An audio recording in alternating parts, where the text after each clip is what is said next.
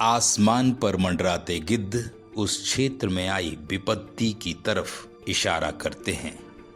इस विपत्ति से भले ही कोई प्रभावित हुआ हो, मगर गिद्ध तो खुश होता है, क्योंकि उसका निवाला जो सामने होता है। ठीक इसी तरह की फितरत इंसान की भी होती है। इसे हम मौके बेमौके पर देखते भी रहते हैं। अकाल हो, सूखा हो, बाढ़ आई हो या कोई अन्य विपत्ति ने दस्तक दी हो, इन हालातों में एक वर्ग के आंसू नहीं थमते हैं, क्योंकि उस पर मुसीबतों का पहाड़ जो टूट पड़ता है। तो दूसरी ओर गिद्ध की तरह नजर गड़ाए लोग खुश हो जाते हैं, क्योंकि इन आपदा से मिलने वाली खुराक उनका पेट जो भरती है। ऐसा ही कुछ आने वाले दिनों में हमें फिर देखने को मिल सकता है, क्योंकि कोरोना की महामारी ने बड़े वर्ग को प्रभावित किया है और इस प्रभावित वर्ग की जरूरतों के चलते एक वर्ग अपने लाभ की राह ढूंढने में लग गया है।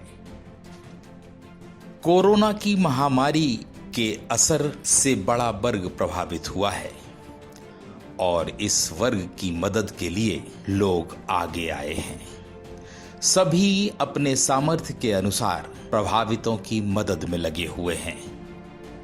आलम तो यह है कि लोगों ने अपने घरों से भी अनाज निकालकर इन प्रभावितों को बांटना शुरू किया है।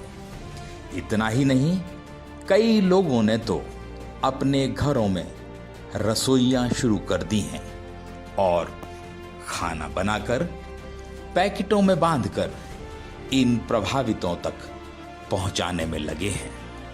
ये वो लोग हैं जो ना तो किसी से मदद ले रहे हैं और ना ही सरकार की तरफ देख रहे हैं, क्योंकि वास्तव में इन्हें भूखे के पेट का दर्द पता है।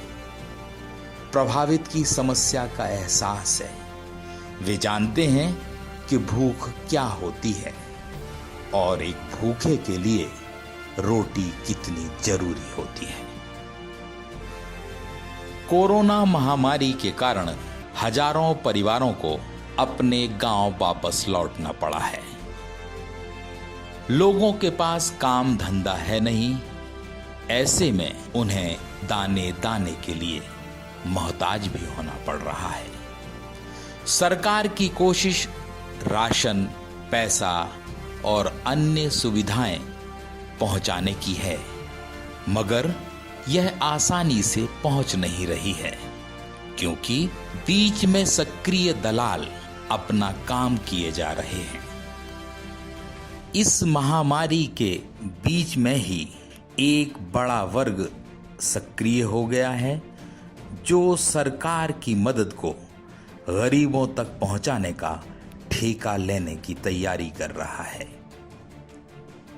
इसमें सरकारी मशीनरी, ठेकेदार और तथाकथित समाज सेवी भी शामिल हैं, जो सरकार से गरीबों के नाम पर मदद मांग रहे हैं।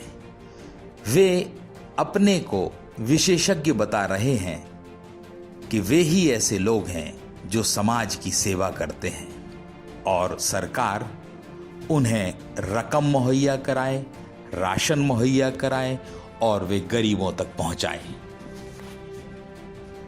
सवाल उठ रहा है कि आखिर यह लोग आपदाओं, समस्याओं के समय ही सक्रिय क्यों होते हैं? अगर वास्तव में इन समाज के ठेकेदारों ने समाज के अंतिम वर्ग के व्यक्ति के लिए काम किया होता तो आज ये हाल नहीं होते। सरकार ने स्वास्थ्य, शिक्षा, पोषण सहित अनेक योजनाएं बनाई और इन तथाकथित लोगों के हाथ में सौंप दी। क्या वास्तव में जरूरतमंद तक यह सब सुविधाएं पहुंची? अगर वास्तव में पहुंचती तो क्या गांव की यह तस्वीर होती?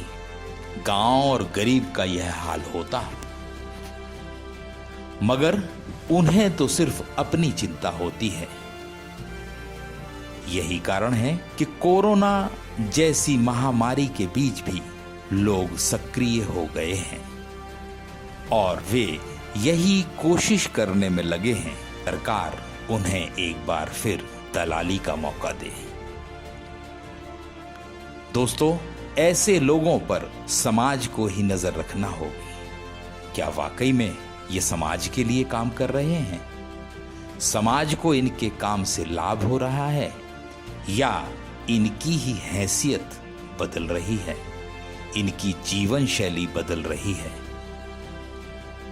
इसलिए समाज को जागना होगा और अपने हक के लिए खुद कदम बढ़ाने होंगे और ठेकेदारों को दलाली के रास्ते पर चलने से रोकना होगा।